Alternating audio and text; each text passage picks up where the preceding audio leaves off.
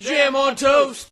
Hey everybody, we're here today to talk about Super. This is a Philip Defranco movie club review. So the short sell on this one is that some loser guy gets the girl of his dreams and then she leaves him to go back and become a junkie. He becomes a vigilante superhero and fights for justice in an effort to get her back. And maybe he's not so much of a loser as a guy who's not very assertive, but he's a fry cook at a diner when obviously this guy has great potential to do something with himself if he can do everything he does in this movie. I'd love to see him apply himself to his civilian life. My love it for this has got to be the cameos.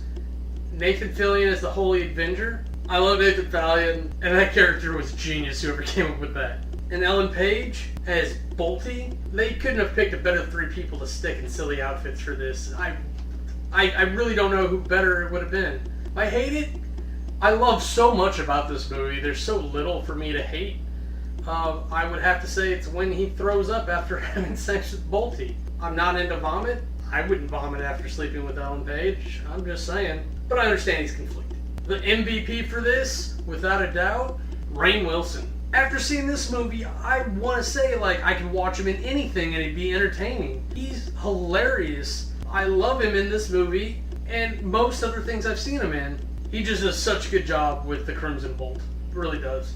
On the categories. Aesthetics. This movie does not look like the best movie the entire time. I'm of the personal opinion that given the way the script is written and the actors that they got to star in the movie, not only was there not a lot of money in the budget left over, by a creative choice, I think it's the better way to go for the movie. If you put a little bit of grit, it brings the audience down a little bit and it makes the movie look shitty. When it's focused on a guy's shitty life, it actually helps us, the audience, see his life as shitty because of what we're seeing. To be fair, still good quality video. Not like it was filmed in Scotland, but it's not the high-end Hollywood stuff that you can see out there sometimes.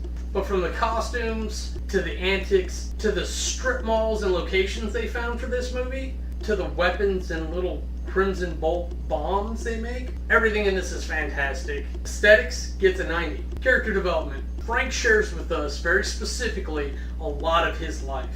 We do flashbacks when we need flashbacks. They're not too long. He has random explanations. We literally get to see inside his head. You are not lacking for any information on Frank. You're missing a little bit with Bolty, and you can get as much as you need to about Jock and Sarah. Most everyone else in the movie is a paper character that you don't really care about. But for me, I cared about all the names I just dropped. Excellent job. They paced it correctly, and they kept it entertaining. Character development gets a 90. Storyline is a good story.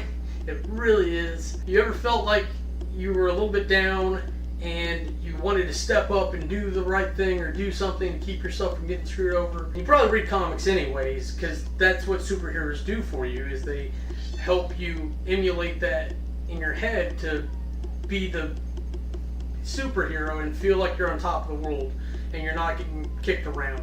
He does that, but he does it for very selfish reasons because he wants the girl back. Kevin Bacon even says it's not about justice, it's about he had her and he wants her. Not the best thing for a morality system, but it got the job done. I'd have more issues if he continued to go on as Crimson Bolt, but it looks like he kind of stops his crime fighting afterwards. Of course, the story I wanted would have been the one where Ellen Page lives, and maybe even Sarah gets killed, and they go on to fight crime, and there's a long-running series of these. It's not as good a story, but it allows for an overall longer story that could be comparatively better. But I didn't write this movie. Storyline gets an 80. Compulsion. This movie has me going the whole way. I'm right there with them. I'm agreeing with most of it. It's some of the stuff you want to go out and do yourself. He's a hoot and a holler the whole way through. Ellen Page is wonderful. Even though her character's a little annoying, I can see this just being an entertaining movie. I rewatched it because I was saying it a little bit ago, and I enjoyed it just as much as I did the first time. It doesn't quite have me on the edge of my seat, and it doesn't keep me guessing very much at all. It's still a very enjoyable movie from beginning to end.